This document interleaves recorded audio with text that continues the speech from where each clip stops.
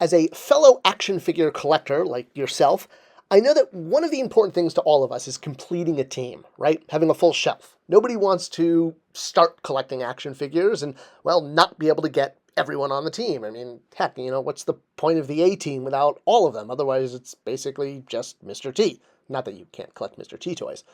Well, specifically today, I want to talk about the X-Men and the difficulty and frustration it's been on trying to complete a team, especially because there's so many versions.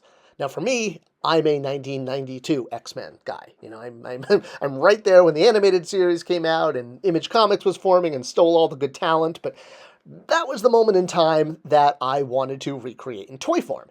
And you'll notice in my collection there are some holes here, here, here, here, and here, and here. And that's because these are for figures that are coming out. Longshot, Banshee, Blob, Avalanche. I had a set number of figures I wanted on a master list, and with these guys coming out, I've made room.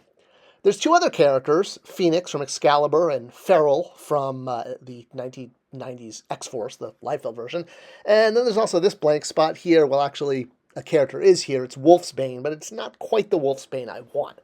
All right, so with many of these figures coming this year, let's kind of dive in to look at the bigger picture of why my shelf might never be completed. And I hate to think that, and it's not something I'm hoping for, but from my experience working in the toy industry, I want to explain.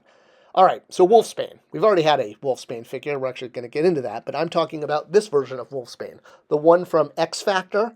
Now, there was a figure that came in at Walgreens that was actually a 3-in-1, and you could make Wolfsbane if you wanted to. That was obviously the one I chose to do. It's a stand-in Wolfsbane.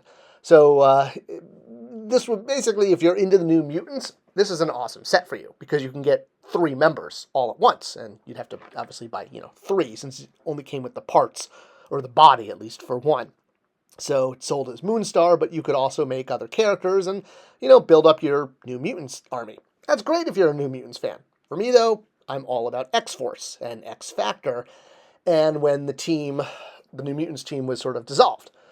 Now, with X Factor, I don't have Wolfsbane in this outfit. It's an outfit where you actually see her arms and legs. They're not hidden by green or yellow sleeves like you could do with that mix and match figure.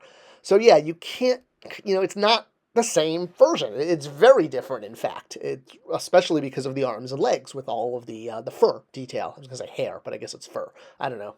Go check Wikipedia, you dorks. The point being is it's a very different look. And to have this on your shelf, the complete team, actually Strong Guy's not in this shot. Okay, well, that's not my collection. That's someone else's. The point being is Wolfsbane and Feral, the other cat woman, if you will, not Catwoman, but feline woman, I guess you could say, are missing. Wolfsbane obviously has a placeholder figure, the Moonstar figure that I, just kind of put there until I can get an actual feline version. Now, the problem is both of these characters, Feral and Wolfsbane, they have exposed arms and legs, which show the fur, and they also have tails. So it's going to require quite a lot of tooling. You could obviously reuse the arms and legs, I think, between them, and most fans would be forgiving, even though the fur pattern's not exactly the same, but I think we can do that. Now, the other that's missing is completing Excalibur with Rachel Summers as Phoenix, a character a lot of people have been asking for, and one that has the same difficulty as Feral and Wolfsbane.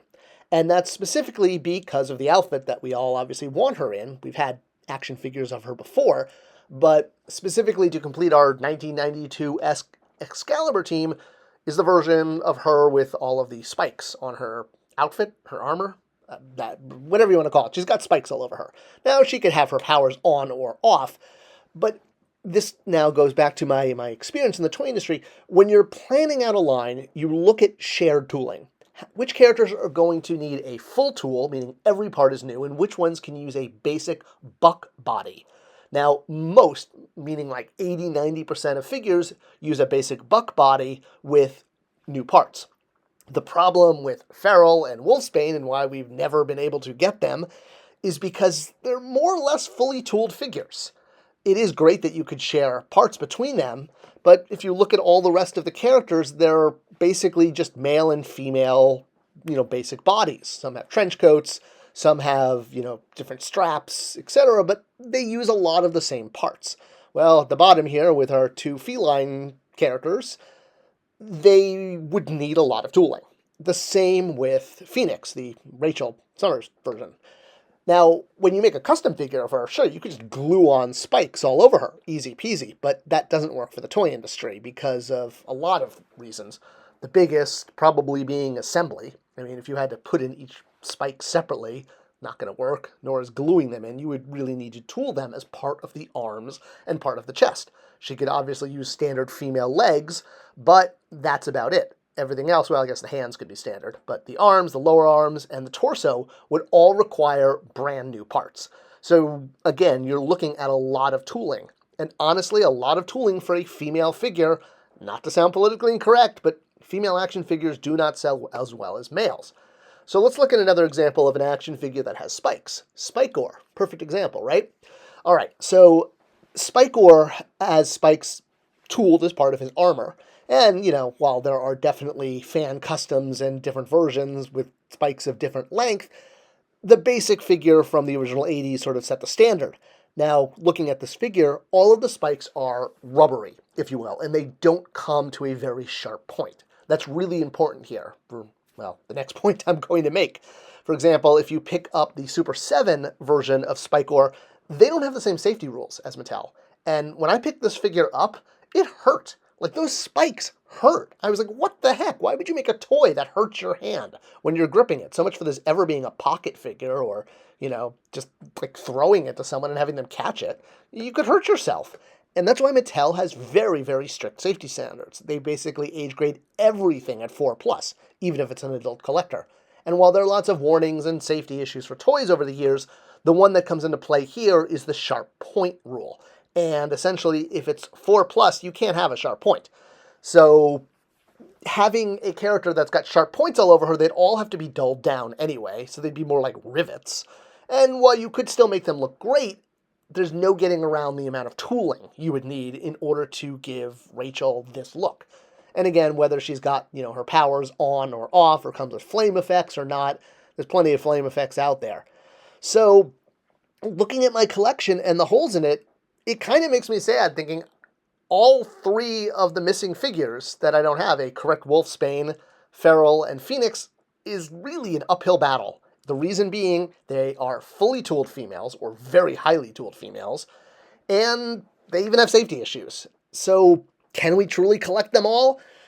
These characters have design problems that make them harder to make as action figures. I certainly hope we get them, but they do have a lot from a logistical toy production standpoint and tooling standpoint going against them.